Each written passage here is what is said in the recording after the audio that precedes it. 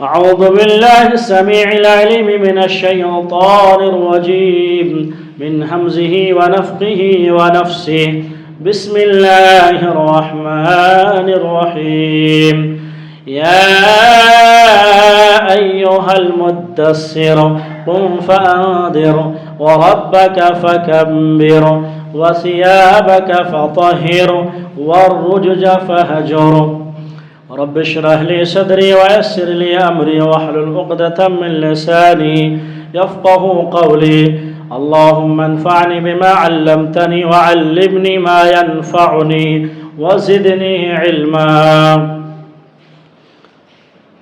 ہما قسم کی تعریف، توصیف، کبریائی، بڑائی اس رب العالمین کے لیے لاق و زیبا ہے جو اکیلا ہے، جو تنہا ہے، جس کا کوئی ساجی نہیں، جس کا کوئی شریک نہیں، جس ذات نے زمین و آسمان کو 6 ایام میں پیدا فرما کر عرش الہی پر مستوی ہوا۔ ربنا ولک الحمد حمدا کثیرا طیبا مبارکا فیہ۔ بعدہ تمام نبیوں پر ہم اور آپ درود و سلام بھیجتے ہیں، خصوصاً ہم سب کے آخری رسول، آخری نبی، آخری پیغمبر جناب محمد مصطفیٰ صلی اللہ علیہ وسلم پر بے شمار درود و سلام بھیجتے ہیں۔ اللہم صلی وسلم علی نبینا محمد وعلی آلہ وصحبہ اجمعین۔ میرے بزرگوں، نوجوان بھائیوں، پردہ نشین خواتین اسلام، ابھی آپ کے سامنے خطبہ مسنونہ کے بعد سورۃ الدہر کی ابتدائی 5 آیتیں پڑھی گئی ہیں۔ سب سے پہلے اس آیت کا ترجمہ ملاحظ فرمائیں، اس آیت کے ترجمے صحیح سے سماعت فرمائیں۔ اللہ فرماتے ہیں یا ایھا المدثر، اے چادر میں اڑھنے والے پیغمبر، قم فانذر، اٹھیں آپ اور لوگوں کو ڈرائیں آپ، اور اپنے رب ہی کی بڑائی بیان کریں آپ، وثیابک فطہر، اور اپنے کپڑے کو، اپنے لباس کو ہمیشہ پاک صاف رکھیں آپ، والرجز فہجر، اور ہر قسم کی گندگی، ہر قسم کی نجاست، ہر قسم کی پلیدگی سے اپنے آپ کو پاک صاف رکھیں۔ ابھی جو آیتیں پڑھی گئی سورۃ الدہر کی ابتدائی 5 آیتیں، اس کا سبب نزول کیا ہے، اس کا بیک گراؤنڈ کیا ہے، یہ آیتیں کب نازل ہوئی؟ سورۃ البیان میں اس آیت کے پس منظر ذکر کرتے ہیں، صحیح بخاری کی روایت کے حوالے سے کہتے ہیں کہ سب سے پہلی وحی جو نازل ہوئی وہ اقرأ باسم ربک الذی، یعنی سورۃ العلق کی ابتدائی 5 آیتیں۔ اس کے بعد وحی کے نزول میں کچھ وقفے کے لیے وحی کا آنا بند ہو گیا۔ پیارے نبی صلی اللہ علیہ وسلم بڑے مضطرب تھے، بڑے پریشان رہتے تھے کہ کیا بات ہے کہ وحی کا آنا بند ہو گیا۔ آپ ذرا پریشان ہونے لگے۔ کہتے ہیں کہ ایک دن اچانک پیارے نبی صلی اللہ علیہ وسلم نے آسمان کی طرف نگاہ اٹھائی، دیکھا کہ آسمان اور زمین کے بیچ میں ایک فرشتہ ہے، اور وہی فرشتہ جو کرسی میں بیٹھا ہوا ہے، اور وہی فرشتہ ہے جو غار حرا میں پہلی مرتبہ وہی لے کر آئے تھے۔ یہ دیکھ کر اللہ کے نبی گھبرا گئے۔ آپ ڈرے ڈرے گھر میں پہنچے اور کہے گھر والوں سے کہا کہ لوگوں مجھے چادر اڑھاؤ، مجھے چادر اڑھاؤ، مجھے بہت بے چینی ہو رہی ہے۔ ابھی چادر اڑے تھے کہ فوراً اللہ رب العالمین نے یہ جو ابھی آیتیں پڑھی سورۃ الدہر کی ابتدائی 5 آیتیں ہمارے نبی پر اتاری گئی۔ کہا کہ اے پیغمبر، اے چادر میں اڑنے والے، چادر اڑے ہوئے پیغمبر، آپ اٹھیں، یہ سونے کا ٹائم نہیں، آپ اٹھیں، دعوت تبلیغ کام کریں، آپ اٹھیں، لوگوں کو ڈرائیں اور اپنے رب کی پاک صفا، اپنے رب کی بڑائی بیان کریں، وثیابک فطہر، اور اپنے کپڑے کو، اپنے لباس کو ہمیشہ پاک صاف رکھیں، اور ہر قسم کی غلاظت اور نجاست سے اپنے آپ کو دور رکھیں۔ میرے محترم بھائیوں، آپ سوچ سکتے ہیں کہ اسلام میں پہلی وحی کیا ہے؟ سورہ اقرا۔ اس کے بعد دوسری وحی جو نازل ہوئی اس میں جو تعلیمات ہیں توحید کے بعد، دعوت تبلیغ کے بعد فوری طور پر کیا ہے؟ پاک صفائی ہے، نظافت و طہارت ہے۔ ابھی نماز 5 ٹائم کی نماز فرض نہیں ہوئی، 2 ٹائم کی نماز پڑھ رہے تھے۔ ابھی حج فرض نہیں، ابھی زکوٰۃ فرض نہیں، ابھی روزے فرض نہیں، ابھی حلال و حرام کی بے شمار تعلیمات بعد میں مدینہ میں جا کر جو ہے اس کے احکام بیان کیے گئے، نازل ہوئی۔ آپ دیکھیں گے کہ آغاز نبوت میں جس چیز کا پیارے نبی صلی اللہ علیہ وسلم کو حکم دے رہے ہیں ان میں سے ایک تعلیم یہ ہے کہ اے نبی، اے پیغمبر، اپنے کپڑے کو پاک صاف رکھے۔ تو یہ جو نظافت، طہارت، پاکی، صفائی، یہ کتنا اچھا موضوع ہوگا، کتنا اہم موضوع ہوگا کہ ابتدائے نبوت میں پیارے نبی صلی اللہ علیہ وسلم کس کی تعلیم دے رہے ہیں اور اس کے ذریعے اس امت کو تعلیم دے رہے ہیں۔ میرے محترم بھائیوں، ایک مسلمان ہونے کی حیثیت سے، ایک مومن ہونے کی حیثیت سے، مجھ سے اور آپ سے اور تمام ہی مسلمانوں سے جن صفات کا مطلوب ہے ان میں سے ایک بڑی صفت پاکی، صفائی ہے، نظافت و طہارت ہے، کہ میں خود پاک صاف رکھوں اور اپنے ماحول کو پاک صاف رکھنے کی ہر ممکن کوشش کریں۔ آپ میرے محترم بھائیوں، کتاب و سنت میں پاکی صفائی کی بڑی اہمیت آئی ہے اور اہمیت بتائی گئی ہے، اور پاکی صفائی کو ہماری اپنی فطرت پر نہیں رکھا ہے، ہماری اپنی طبیعت پر نہیں رکھا کہ جیسی طبیعت ہے، جیسا مزاج ویسا پاکی صفائی کرو، ایسا نہیں۔ انسان کی طبیعت اور مزاج پر نہیں چھوڑا ہے، بلکہ پاکی صفائی کو ایمان سے جوڑ دیا گیا ہے۔ ایمان کا لازمی تقاضا یہ ہے کہ انسان پاک صاف رہے۔ حقیقی مومن وہی ہوگا جو اپنے آپ کو پاک صاف رکھے گا، اپنے ماحول کو پاک صاف رکھے گا۔ اگر کوئی شخص پاکی صفائی کے اہتمام نہیں کرتے ہیں اور پھر پاکی صفائی کی کوشش بھی نہیں کرتے ہیں، پاک صفائی اس کو پسند نہیں ہے، گویا اس بات کی دلیل ہے کہ اس کی ایمان کمزور ہے، وہ ایمان کے درجے میں وہ کمزور ہے۔ صحیح مسلم کی روایت ہے، بڑی مشہور حدیث ہے، حضرت ابو مالک اشعری رضی اللہ تعالی عنہ فرماتے ہیں، پیارے رسول صلی اللہ علیہ وسلم فرماتے ہیں، الطہور شطر الایمان، الطہور شطر الایمان، پاکی صفائی نصف ایمان ہے، آدھا ایمان ہے۔ آپ سوچئے، شریعت نے پاکی صفائی کو آدھا ایمان ہی قرار دیا۔ آپ سوچ سکتے ہیں کہ پاکی صفائی کی لیول کیا ہوگی، آدھا ایمان کیسے؟ آپ ذرا غور کریں شریعت کی تعلیمات پر۔ شریعت نے عبادات کو طہارت اور پاکیزگی کے ساتھ جوڑ دیا ہے۔ عبادت جو ہماری زندگی کا مقصد ہے، عبادت جو ہماری پیدائش کا مقصد ہے، عبادت کو طہارت کے ساتھ جوڑ دیا گیا ہے۔ عبادت اس وقت تک عبادت ہو ہی نہیں سکتی جب تک کہ طہارت ہو، نماز اس وقت تک نماز نہیں ہو سکتی جب تک کہ طہارت ہو، روزہ اسی طریقے سے، حج اور طواف اس وقت تک طواف اور حج ہو ہی نہیں سکتا جب تک کہ میں اور آپ پاک صافی کا اہتمام نہ کر لیں۔ ایک انسان اگر وضو نہ کرے، نماز پڑھتا رہے، ایک انسان طہارت نہیں ہے، طواف کرتا رہے، حج کرتا رہے، خشوع بھی ہے، خضوع بھی ہے اور گریہ گزاری بھی ہے، رو بھی رہا ہے اور اخلاص کے ساتھ بھی کر رہے ہیں، تو ان کی عبادتیں قابل قبول نہیں ہے۔ پیارے رسول صلی اللہ علیہ وسلم فرماتے ہیں، صحیح مسلم کی روایت ہے، لا تقبل صلاۃ بغیر طہور، بغیر طہارت کے، بغیر پاکی صفائی کے کسی کی نماز قابل قبول نہیں۔ لا تقبل صلاۃ بغیر طہور، بغیر وضو کے، بغیر طہارت کے، بغیر پاکی صفائی کے کوئی عبادت قابل قبول نہیں ہے۔ طہارت بہت ضروری ہے، خصوصاً نماز کے بارے میں تو یہ ضروری ہے، بغیر وضو کے تو اس تصور نہیں ہے۔ میرے محترم بھائیوں، ہماری نماز اسی وقت نماز ہوگی، ہماری نماز اسی وقت صحیح ہوگی، مقبول ہوگی، جب ہم عبادت کرتے ہوئے ہماری تین چیزیں پاک ہو۔ بڑی توجہ سنیں آپ، یہ پوائنٹ آپ لے کے جائیں آج خطبے سے۔ ہماری نماز اسی وقت نماز کہلائے گی، ہماری نماز اسی وقت قبول ہوگی، ہماری نماز اسی وقت صحیح سالم ہوگی جب نماز پڑھتے ہوئے یہ تین چیزوں سے ہم اور آپ پاک ہوں۔ اگر ان میں سے کوئی ایک چیز بھی ناپاک ہو پھر ہماری نماز قابل قبول نہیں ہوگی۔ نمبر ایک، سب سے پہلی چیز بدن، ہمارا جسم، ہمارا بدن پاک صاف ہونا سب سے پہلی چیز۔ نمبر دو میں ہمارا لباس، جس لباس کو ہم پہنتے ہیں، نماز پڑھتے ہیں، یہ لباس مکمل طور سے پاک صاف ہونا ضروری ہے، ہر قسم کی نجاست سے، گندگی سے پاک صاف ہونا ضروری ہے۔ نمبر تین میں جس جگہ پر نماز پڑھ رہے ہیں وہ جگہ بھی پاک صاف ہونا لازمی ہے، ضروری ہے۔ گویا کہ نماز جو ہے ان تینوں چیزوں کی طہارت پر موقوف ہے، اگر ان میں سے کوئی ایک چیز بھی ناپاک ہوئی پھر ہماری نماز قابل قبول نہیں ہوگی۔ اس کو ایک مثال سے دیکھتے ہیں، سنن ابی داؤد کی روایت ہے، بڑی مشہور حدیث ہے اور شاید اس سے پہلے میں سنایا تھا۔ پیارے رسول صلی اللہ علیہ وسلم ایک مرتبہ صحابہ کو جوتے چپل پہ نماز پڑھا رہے ہیں۔ اس زمانے میں مسجد نبوی کی مسجد جو ہے کچی تھی، ایسے قالین اور حصیر نہیں تھے۔ آپ صلی اللہ علیہ وسلم صحابہ کو جوتے چپل میں نماز پڑھا رہے ہیں۔ جب دوسری رکعت ہوئی، دوسری رکعت میں آپ صلی اللہ علیہ وسلم حالت نماز میں اپنے جوتے چپل جو پہنے ہوئے تھے اس کو آپ نکال دیے۔ صحابہ یہ دیکھ کر بھی اپنے جوتے چپل بھی جو صحابہ پہنے ہوئے تھے اس کو بھی نکال دیے۔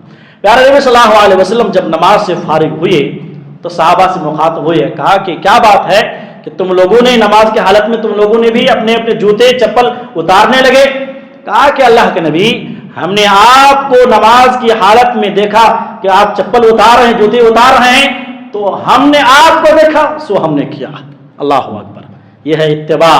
نبی جیسا کریں گے ویسا ہم کریں گے، چاہے نماز ہو یا نماز کے باہر، ہمیں جیسے ہمارا نبی، یہ ہے محبت، یہ ہے اتباع۔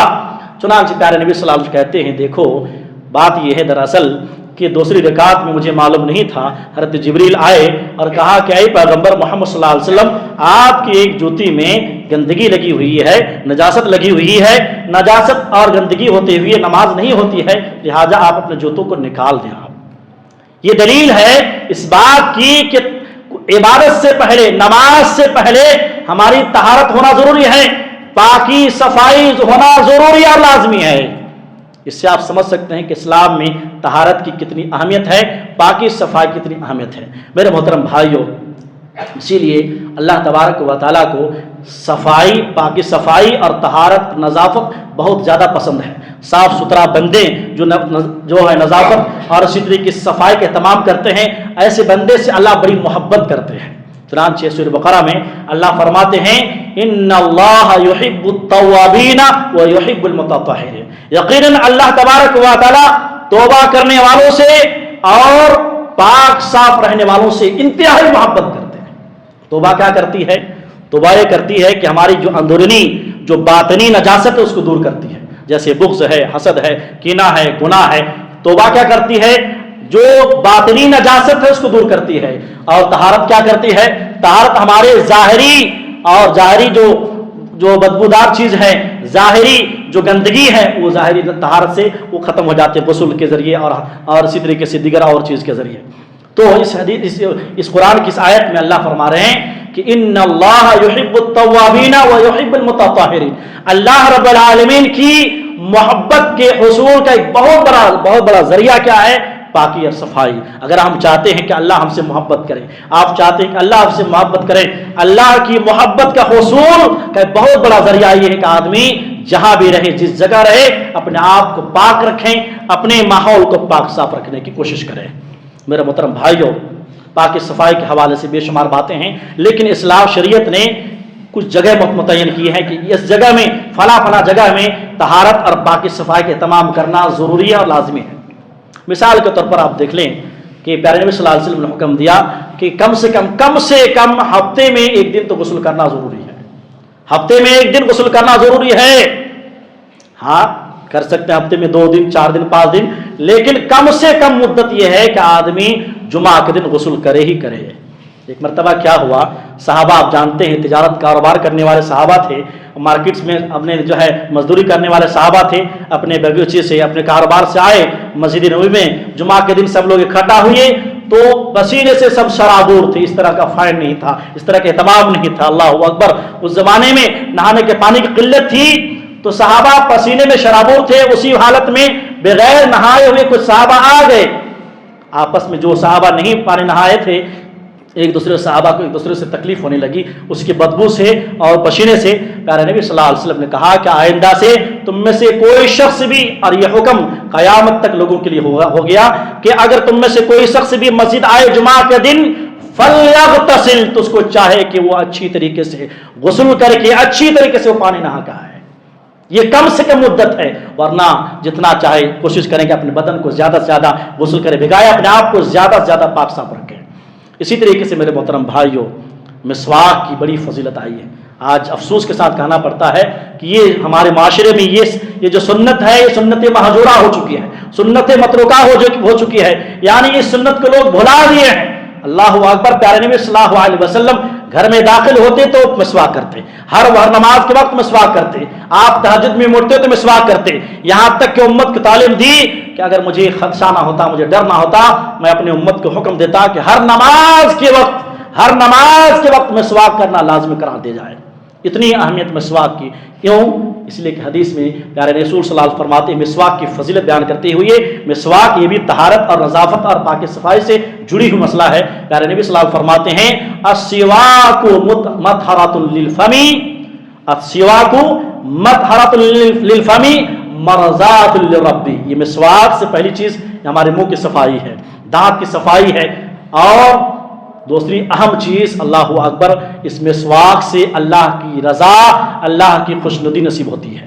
مرضات للرب، اس مسواک کے ذریعے ایک تو ظاہری فائدہ کہ ہمارے منہ سے بدبو اور ہمارے منہ کی صفائی ہے، دانت کی صفائی ہے، لیکن کیا اور آگے کیا فرما رہے ہیں؟ مرضات للرب، اس رب کی رضا ہوگی، وہ رب خوش ہوگا، وہ رب ہم سے راضی ہوگا۔ اللہ اکبر۔ آپ ذرا سوچیں اس حدیث پر۔ اسی طریقے سے پیارے نبی صلی اللہ علیہ وسلم نے خواتین سے، مجھ سے اور آپ سے حکم یہ ہوا کہ جس برتن میں آپ کھاتے ہیں، پیتے ہیں، استعمال کرتے ہیں، ان برتنوں کو صاف رکھنا ضروری ہے، اور سونے سے اول برتن کو بند کرنا ضروری ہے۔ جب سو رہے ہیں تو برتن کو ضروری ہے کہ بند کریں۔ یہاں تک کہ اگر کوئی کتا، اسلام کے اندر پاک صفائی بتا رہا ہوں کتنی اہمیت ہے، اگر کوئی کتا برتن میں، تمہارے برتن میں، کسی برتن میں اگر منہ ڈال دے، کتنے بار دھونا ہے؟ 7 مرات، 7 مرتبہ دھونا ہے، اور سب سے پہلی مرتبہ مٹی سے پاک کرنی ہے۔ ابھی میں ایک ڈاکٹر کا سن رہا تھا بیان سے، وہ بول رہے تھے کہ اگر کوئی کتا کاٹ لے تو کہتے ہیں کہ جس جگہ کاٹا ہے 10 مرتبہ اس کو نہیں 10 منٹ تک دھوتے رہنا ہے، اس جگہ کو 10 منٹ دھوتے رہنا ہے۔ یہ باتیں اب بتا رہی ہے، لیکن ہمارے نبی صلی اللہ علیہ وسلم کا بتائے 14 سال پہلے وہ بھی 7 مرتبہ دھونا ہے، پہلی مرتبہ مٹی سے، کیونکہ یہ جو کتے ہیں ان کے لعاب جو ہے، ان کے تھوک بڑی ڈینجر چیز ہے، ان کے جراثیم ہوتے ہیں، کتنے لوگوں کی موت ہو جاتی ہے۔ ہمارا آئے دن خبر دیکھتے ہیں جس کو کتے کاٹ لیتے ہیں ان کی موت ہو جاتی ہے، فوراً انجیکشن ڈالے۔ تو یہ تعلیم ہے، طہارت، پاکی صفائی کتنی اہمیت کے حامل ہے۔ اللہ اکبر۔ میرے محترم بھائیوں، ایک طرف جہاں شریعت نے طہارت، پاکی صفائی کو پر ابھارا ہے، وہیں پر دوسری طرف دیکھیں جو لوگ نجاست پسند ہیں، گندگی پسند ہیں، جو پاک صفائی کا اہتمام نہیں کرتے ہیں، ایسے لوگوں کے لیے بڑی وعید آئی ہے، بڑی وعید آئی، بڑی عذابات آئے ہیں۔ اللہ اکبر۔ ایک مومن کو زیب نہیں دیتا کہ وہ ناپاک رہے۔ مومن اور نجاست یہ 2 چیزیں جمع نہیں ہو سکتی، مومن اور نجاست، گندگی 2 چیزیں جمع نہیں ہو سکتی۔ اس لیے ایک مومن کو چاہے کہ خود پاک رہیں، صاف رہیں، اپنے گھر کو پاک رکھیں، اپنے شہر کو پاک رکھیں، اپنی گلی کو پاک رکھیں، اپنے محلے کو صفا پر رکھیں۔ پیارے رسول صلی اللہ علیہ وسلم کیا فرماتے ہیں؟ اتقوا اللعانین، اے لوگو 2 لعنت کی سبب بننے والی جگہ سے اپنے آپ کو بچا لو۔ 2 اتقوا اللعانین، حدیث کے الفاظ ذرا سنیں، 2 لعنت کے سبب بننے والی جگہوں سے اپنے آپ کو بچاؤ۔ صحابہ نے کہا اللہ کے رسول 2 لعنت کی سبب بننے والی جگہ کون سی ہے؟ کہا ایک تو یہ ہے کہ عام لوگوں کی عام سڑکیں، روڈ جس میں عام طور پر لوگ چلتے رہتے ہیں، اور ایک وہ ہے سایہ دار جگہ جہاں کے انسان بیٹھتے ہیں، بات کرتے ہیں، سائے میں بیٹھ کے گفتگو ہوتی ہے، وہاں بیٹھتے ہیں۔ یہ 2 جگہ میں اگر کوئی گندگی کرتا ہے، یا یہاں حدیث میں گندگی سے مراد بول و براز آئی ہے، یعنی پیشاب پاخانہ، لیکن اس میں ہر وہ تمام قسم کی گندگی مراد ہوگی جو انسان کو تکلیف ہوتی ہے۔ تو جو شخص بھی سایہ دار جگہ میں اور سڑکوں میں، گلی میں، راستوں میں اس طرح کی گندگی پھیلاتے ہیں، کچرے ڈالتے ہیں، اگر اس سے کسی کو تکلیف ہوئی اور اس کی زبان سے بد دعا نکل گئی، پیارے نبی فرماتے ہیں اس کی بد دعا لگ جائے گی۔ اللہ اکبر۔ کتنی بڑی بات ہے، کتنی بڑی بات ہے کہ آج ہمارا معاشرہ کتنا بدنام ہے۔ اللہ اکبر۔ بڑی معذرت کے ساتھ یہ بات کہہ رہا ہوں کہ آج مسلم محلوں کی حالت دیکھیں کہ ہماری پہچان گندگی بن گئی، ہمارے محلے کی پہچان گندگی بن گئی، ہماری گلی کی پہچان گندگی بن گئی۔ اگر محلے میں، اس گلی میں اگر کچرا ہے، ادھر بھی کچرا ہے، تو کہا جائے گا بلا کسی آنکھ بند کر کے کہو کہ یہ مسلمان کی گلی ہے۔ استغفر اللہ۔ بڑی افسوس کی بات ہے میرے محترم بھائی، بڑی تکلیف دہ بات ہے۔ جس مسلمان کی، جس ایمان، جس مومن کی، جس اسلام کی تعلیم کی بنیاد یہی ہے، دوسری وہی بتا رہی ہے کہ اپنے آپ کو پاک صاف رکھو۔ اس کے محلے اور اس کی گلیوں کو آپ دکھانے جا رہا ہے۔ لوگ اپنے کرایہ گھر میں گھر کرایہ میں نہیں دے رہے، یہ ایسے ناپاک ہو گئے ہیں مسلمان، نعوذ باللہ۔ کتنی افسوس کی بات ہے۔ اسی لیے پیارے نبی صلی اللہ علیہ وسلم نے لعنت کے سبب قرار دیا ہے کہ جو گندگی پھیلاتے ہیں۔ اگر ہمارے سے کسی کو تکلیف ہو رہی ہے، راستے میں چلتے ہوئے کسی کو تکلیف ہو رہی ہے، پڑوسی کو تکلیف ہو رہی ہے، اس سے اس کی زبان سے چاہے وہ کافر کیوں نہ ہو بد دعا نکل جائے، بد دعا لگ جاتی ہے میرے محترم بھائی۔ یہاں تک کہ پیارے نبی صلی اللہ علیہ وسلم کہتے ہیں مرتبہ 2 قبروں کے پاس سے گزرے، بڑی توجہ سنیے کہ ناپاکی جو ہم پھیلائے ہوئے ہیں، ہمارے کچھ ایسے لوگ ہیں جو ناپاکی پسند ہیں اور ناپاکی کچرے میں کہیں ڈال دیتے ہیں ان کی، اور بہت سارے لوگ ہیں جو طہارت حاصل نہیں کرتے ہیں بلکہ ناپاک رہتے ہیں، ان کے لیے کیا سزائیں ہیں۔ پیارے رسول صلی اللہ علیہ وسلم فرماتے ہیں، اللہ کے نبی صلی اللہ علیہ وسلم، حضرت عبداللہ بن عباس کہتے ہیں اللہ کے نبی صلی اللہ علیہ وسلم کا 2 قبروں کے پاس سے گزر ہوا، 2 قبر تھے اس کے پاس سے گزرے۔ پیارے نبی فرماتے ہیں صلی اللہ علیہ وسلم کہ ان 2 قبر والوں کو عذاب ہو رہا ہے، ان 2 قبر والوں کو عذاب ہو رہا ہے، اور کسی بڑے گناہ کی وجہ سے عذاب نہیں ہو رہا ہے۔ کہا کہ ان میں سے ایک جس کو ابھی قبر میں عذاب ہو رہا ہے، اب سوچئے قبر میں عذاب ہو رہا ہے، کہا کہ ان میں سے ایک یہ ہے کہ ایک آدمی پیشاب کی چھینٹے سے نہیں بچتا تھا۔ حدیث کے الفاظ کیا ہے؟ پیشاب کے چھینٹے سے من بول، بول سے چھینٹے سے نہیں بچتا تھا، اور دوسرا چغل خور تھا، دوسرا چغل خور تھا۔ حدیث میں پیشاب کے چھینٹے سے نہ بچنے پر قبر میں عذاب ہو رہا ہے، لیکن افسوس مجھے ایک ہمارے بھائی بتائے یہاں کہ کچھ لوگ ایسے ہیں کہ صرف جمعہ میں طہارت، غسل کر لے طہارت، جمعہ کے دن پھر عصر کے بعد سے لے کر پھر پورا ہفتہ جو ہے وہ طہارت حاصل نہیں کرتے ہیں۔ نعوذ باللہ ثم نعوذ باللہ، استغفر اللہ، جتنا افسوس کرے کم ہے۔ پھر پیشاب کرتے ہیں تو پانی بھی استعمال نہیں کرتے، نعوذ باللہ۔ یہ کیسی غلط انسان ہے، کتنے نجاست پسند انسان ہے، جس کی شریعت کی تعلیم نظافت ہے، پوری تعلیم بالکل صاف آئینے کی طرح ہے، وہ اس کے عاملین ایسے ہیں، وہ مسلمان کیسا ہوگا، اس کی ایمان کیسا ہوگا۔ اللہ اکبر۔ اس لیے انسان کو چاہیے کہ ایک تو یہ پیشاب کے چھینٹے بچنا ہے، جو انسان ہمیشہ پیشاب ہی رہتا ہے، ناپاکی ہی رہتا ہے، اس کا کیا اثر ہوگا، آپ اس واقعے سے، اس حدیث سے آپ ملاحظہ کر لیں اور سوچ لیں۔ میرے محترم بھائیوں، اس لیے انسان کو چاہیے کہ ہم وقت پاک صاف رہیں۔ اسلام میں نجاست کو بہت زیادہ ناپسند کیا ہے، اور دوسری اہم چیز کہ یہ جو نظافت ہے، طہارت ہے، یہ جو پاکی صفائی ہے، میری اور آپ کی صحت سے جڑی ہوئی مسئلہ ہے۔ یہ نظافت، طہارت اور پاکیزگی، پاکی صفائی، یہ طہارت، یہ جو پاکی صفائی ہے، یہ میری اور آپ کی صحت سے جڑا ہوا مسئلہ ہے۔ جو جس قدر پاک صاف رہے گا وہ اسی قدر انشاءاللہ ثم انشاءاللہ وہ صحت مند رہے گا اور رہتا ہے الحمدللہ۔ پاک فضاؤں میں آپ رہیں، پاک ماحول میں رہیں، انشاءاللہ آپ بیمار سے اسی قدر دور رہیں گے۔ لیکن جو لوگ پاکی صفائی سے قریب، پاکی صفائی بلکہ نجاست سے قریب رہتے ہیں، ناپاکت سے قریب رہتے ہیں، وہ بیماری سے بھی اسی قدر وہ قریب رہتے ہیں۔ ایک سائنسی تحقیق کے مطابق، ابھی ایک شیخ بیان کر رہے تھے، کہتے ہیں کہ ایک سائنسی تحقیق کے مطابق سب سے زیادہ جو انسان بیمار ہوتا ہے اس کی وجہ ایک ہاتھ ہے۔ یہ جو ہاتھ ہے نا، اس کی وجہ یہ ہاتھ ہے۔ کیوں؟ کیونکہ یہ ہاتھ میں ہاتھی کام کرتے ہیں، نہ جانے کیا پکڑتے ہیں، کیا استعمال کرتے ہیں، کیا لیتے ہیں، اس میں کتنے جراثیم ہوتے ہیں۔ جب وہ ہم ہاتھ سے بغیر ہاتھ دھوئے کھاتے ہیں تو پھر وہ غذا پیٹ میں جاتا ہے، پھر معدے میں جاتے ہیں، پھر وہ بیماریوں کا سبب بنتے ہیں۔ تو کہتے ہیں کہ اکثر جو بیمار جو ہوتے ہیں، بیماری کا سبب جو بنتے ہیں، یہ ہاتھ ہے، اور کہتے ہیں صحت کی راز ہاتھ کو دھونا ہے۔ یہ باتیں اب بول رہے ہیں، لیکن ہمارے نبی صلی اللہ علیہ وسلم بھی اس بات کو 1400 سال پہلے بتا چکے ہیں۔ پیارے نبی صلی اللہ علیہ وسلم فرماتے ہیں 10 باتیں فطرت میں سے ہیں، 10 باتیں اشر من الفطرہ، 10 جو باتیں ہیں وہ امور فطرت میں سے ہیں، اور ان میں سے پیارے نبی صلی اللہ علیہ وسلم نے ایک ایک کر کے گنائے کہ جیسے کہ مونچھ کا چھوٹا کرنا ہے، داڑھی کو بڑھانا ہے، بغل کے بال نکالنا ہے، زیر ناف کے بال کو جو ہے موڑنا ہے، اسی طریقے سے مسواک کرنی ہے، کولی کرنا ہے، اور ختنہ کرنی ہے۔ 10 باتیں گنائے، ان میں سے اللہ کے فرماتے ہیں وغسل البراجم، ہاتھ کی جو انگلیاں ہیں جو پکڑتے ہیں، جو پور ہیں، اس کو بھی صاف کرنے کی تلقین کی گئی ہے، اور کہتے ہیں یہ امور فطرت میں سے ہے۔ امور فطرت مطلب کہ یہ حکم صرف امت محمدیہ پر نہیں، مجھے اور آپ کو نہیں، بلکہ یہ شریعت جتنی آپ سے پہلے، مجھ سے پہلے جتنی شریعتیں جو گزری ہیں، جو امتیں گزری ہیں، ان پر بھی یہ تعلیمات تھی، وہ سب بھی اس پر عمل کرتے تھے۔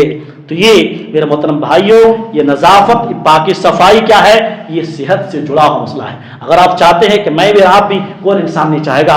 آج جتنے بیمار ہوتے ہیں، آج دیکھیں اس کے کہیں نہ کہیں سبب یہ جو ہے گندگی ہے، ناپاکی ہے، جو گلیوں میں کوچوں میں نظر آتی ہے۔ میرے محترم بھائیوں، آخری پوائنٹ بتا کر اپنی بات ختم کروں گا۔ میرے محترم بھائی، مسجد، پاکی صفائی کا مسجد سے بڑا گہرا تعلق ہے۔ مسجد یہ اللہ کا گھر ہے۔ کس کا گھر ہے؟ یہ اللہ کا گھر ہے۔ مسجد بنانے کا جہاں حکم ہے، مسجد بنانے کا جہاں حکم ہے، وہاں پیارے نبی صلی اللہ علیہ وسلم فرماتے ہیں کہ مسجد کی صفائی بھی ضروری ہے، پاک صفائی کرنا ہے اور ساتھ ہی خوشبو کا استعمال کرنی ہے۔ دو عظیم پیغمبر، اللہ اکبر، خانہ کعبہ کی تعمیر کر رہے ہیں۔ کون؟ حضرت ابراہیم علیہ السلام، حضرت اسماعیل علیہ السلام، دونوں باپ بیٹے خانہ کعبہ کی تعمیر کر رہے ہیں اور حکم دے رہے ہیں کہ یہ تعمیر تو کر رہے، اچھی بات ہے، لیکن اس خانہ کعبہ کو تم باپ بیٹے مل کر پاکی صفائی کا استعمال کرنے، پاکی صفائی کا اہتمام کرنی ہے، اس کا مجھ سے وعدہ کرو۔ چنانچہ سورہ بقرہ میں اللہ فرماتے ہیں وَأَعِدْنَا إِلَىٰ إِبْرَاهِيمَ وَإِسْمَاعِيلَ أَن طَهِّرَ بَيْتِيَ لِلطَّائِفِينَ وَالْعَاكِفِينَ وَرُكَّعِ السُّجُودِ۔ ہم نے عہد لیا، ہم نے وعدہ لیا حضرت اسماعیل علیہ السلام سے اور حضرت ابراہیم علیہ السلام سے، کس بات کا وعدہ؟ کہ أَن طَهِّرَ بَيْتِيَ، کہ ہمارے اس گھر کی یعنی خانہ کعبہ کی پاک صفائی کے تمام کرو گے۔ کس کے ذریعے؟ یہ جو طواف کرنے والے ہیں، یہ جو رکوع کرنے والے ہیں، یہ جو اعتکاف کرنے والے ہیں، ان لوگوں کے لیے آپ پاک صاف رکھو گے، اس کا وعدہ کرو۔ اللہ اکبر۔ مسجد قباء آپ جانتے ہیں، مسجد قباء جو لوگ عمرہ کرنے جاتے ہیں، حج کرنے جاتے ہیں، معلوم ہوگا کہ مسجد قباء کی بڑی اللہ رب العالمین نے فضیلت بیان کی، اور یہ اسلام کی ہسٹری میں یہ مسجد قباء پہلی مسجد ہے۔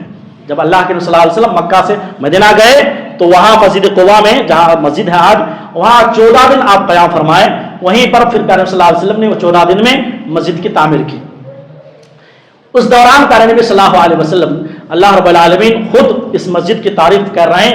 یہ جو مسجد ہے اس کی بنیاد اول دن سے تقوی پر ہے۔ یہ تو تعریف ہوئی، یہاں کے جو لوگ ہیں، اللہ اکبر، قرآن کے الفاظ سنیں، سورہ توبہ آیت نمبر 61 میں اللہ فرماتے ہیں فیہ رجال یحبون ان یتطہروا واللہ یحب المطہرین۔ کہتے ہیں کہ لوگوں سنو، میرے کچھ بندے اس قباء میں ہیں، قباء میں کچھ میرے ایسے بندے ہیں کہ یہ لوگ پاکی صفائی کو بڑا پسند کرتے ہیں، پاک صاف رہنے کو بڑا پسند کرتے ہیں، پاک صفائی سے بڑی محبت کرتے ہیں۔ واللہ یحب المطہرین، اور اللہ بھی طہارت پسند لوگوں کو، نظافت پسند لوگوں کو، پاک صفائی کو جو پسند کرتے ہیں، اللہ بھی ایسے لوگوں کو پسند فرماتا ہے۔ اللہ اکبر۔ تو آپ نے ملاحظہ فرمایا کہ پاک صفائی کا حکم کس کو دے رہے ہیں؟ حضرت ابراہیم اسماعیل کو، اور جو لوگ پاک رہے ہیں قباء کی تعریف کی، خصوصاً مسجد یہ اللہ گھر ہے۔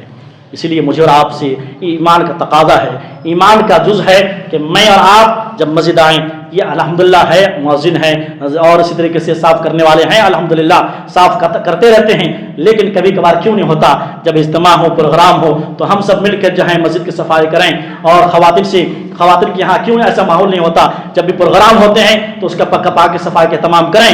اللہ بڑی شرف کی بات ہے، بڑی اعزاز کی بات ہے کہ ہمارے ہاتھ سے مسجد کی صفائی ہو۔ بڑی خوشی کی بات ہے کہ ہمارے آج کچھ نوجوان، آج اجتماع ہفتے میں ہونے جا رہا ہے، الحمدللہ کچھ نوجوان کل کیا کرے، الحمدللہ کہ پورے جو اوپر جو ہے جو مکڑی کے جالے تھے اس کو نکالے، صاف صفائی کیے، اور ہمارے ایک بھائی ایسے ہیں جب بھی اجتماع ہوتے ہیں باہر بھی صاف کرتے رہتے ہیں۔ یہ اللہ رب العالمین ایسے لوگوں کو پسند فرماتا ہے۔ یہ بڑی صفت ہے کہ میں اور آپ جہاں میں گھر کی صفائی کروں، اپنے آپ کی صفائی کروں، گلی کی صفائی کروں، وہیں پر مسجد کے آس پاس اور مسجد کی صفائی کا خاص اہتمام کریں۔ یہ اللہ والوں کی صفت ہے، یہ نبیوں کی صفت ہے، یہ اللہ کے محبوب بندوں کی صفت ہے۔ ایک چھوٹا سا واقعہ ہے، ایک صحابیہ تھی، ایک عورت تھی جو مسجد نبی کو صاف کرتی تھی، بلکہ حدیث کے الفاظ بخاری کی روایت ہے، کالی کلوٹی عورت ہے، اس نے اپنے آپ کو مسجد کی صفائی کے لیے وقف کر دی۔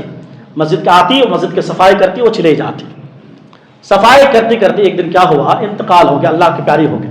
صحابہ نے کیا کیا، راتوں رات میں جو ہے قبر کھودے، دفن کر کے آ گئے۔ پیارے نبی صلی اللہ علیہ وسلم دیکھے کہ وہ عورت دکھ نہیں رہی ہے۔ پھر ایک دن گزرے، 2 دن گزرے، کئی دن گزرنے کے بعد صحابہ سے پوچھی کہ وہ عورت کہاں ہے جو مسجد نبوی کی صفائی کرتی تھی، وہ عورت کہاں گئی؟ کہا کہ اللہ کے نبی، اس عورت کی انتقال ہو گیا، اور وہ عورت کی وفات ہونے کے بعد ہم نے مناسب نہ سمجھا کہ آپ آرام کر رہے تھے، کیوں آپ کو ڈسٹرب کروں، چنانچہ ہم نے کیا کیا، دفنا دیے۔ اللہ اکبر، قربان جائیے نبی پر۔ چنانچہ کہتے ہیں مجھے کیوں نہیں بتایا، چلو کم سے کم اس کی قبر تو بتا دو۔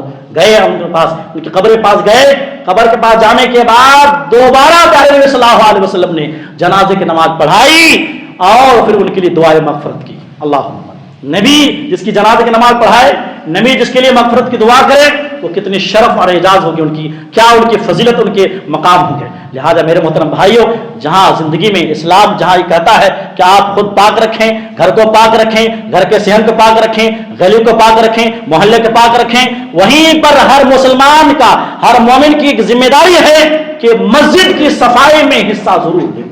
مسجد کی صفائی میں رمضان آ رہا ہے، ابھی کبھی اجتماع ہوتا ہے، مؤذن اکیلا کیا کرے گا؟ ہم کو چاہیے کہ اس کا ساتھ دیں، ہم بھی صفائی کریں۔ یہ بڑی فضیلت والا کام ہے، بڑی نیکی والا کام ہے۔ اللہ سے دعا ہے کہ اللہ تعالی مجھے اور آپ کو کہنے سننے سے زیادہ عمل کی توفیق نہ فرمائے، زندگی میں پاکی صفائی کا خاص اہتمام کرنے کی توفیق نہ فرمائے۔ یہ جو بدنامی ہماری ہوئی ہے، ہماری پہچان جو گندگی بنی ہے، اس سے ہم آپ کو جو ہے بچانا ہے، اس کو دور کرنی ہے، اس پہچان کو غلط ثابت کرنا ہے کہ ایک مومن جہاں رہتا ہے، جس جگہ رہتا ہے، اس کے محلے بلکہ ہر چیز پاک صاف رہتا ہے۔ یہ مجھے اور آپ کو ثابت کرنی ہوگی، ورنہ کہیں نہ کہیں قیامت کے دن ہم پکڑے جائیں گے کہ جس کی تعلیم پاک صفائی تھی، الطہور شطر الایمان، جس کی تعلیم تھی، اس نے کیا کیا؟ پاک صفائی کو چھوڑ دیا ہے۔ لہذا یہ زیب نہیں دیتا کہ مومن جہاں رہیں، مومن کی وجہ سے، مسلمان کی وجہ سے اس کو تکلیف ہو، یہ کسی کو زیب نہیں دیتا۔ اللہ ہمیں اور آپ کو اس بات کی توفیق دے کہ ہم جہاں رہیں، جس جگہ رہیں، پاکی صفائی کا خاص اہتمام کریں، طہارت و نظافت کا خاص اہتمام کریں، چاہے وہ گھر ہو، چاہے وہ دکان ہو، چاہے وہ کسی بھی جگہ ہو، ہمیں پاک صاف رہنے کی توفیق نہ فرمائے۔ اللہ ہم میں سے جو لوگ بیمار ہیں، اللہ انہیں شفاء کاملہ عاجلہ عطا فرما۔ اللہ ہم میں سے جو لوگ دین سے دور ہیں، مسجد سے دور ہیں، اللہ انہیں مسجد آنے کی توفیق نہ فرمائے۔ اللہ ہمارے آج کی حاضری کو، سننے بیٹھنے کو اللہ تعالیٰ قبول عطا فرما۔ آمین تقبل رب العالمین۔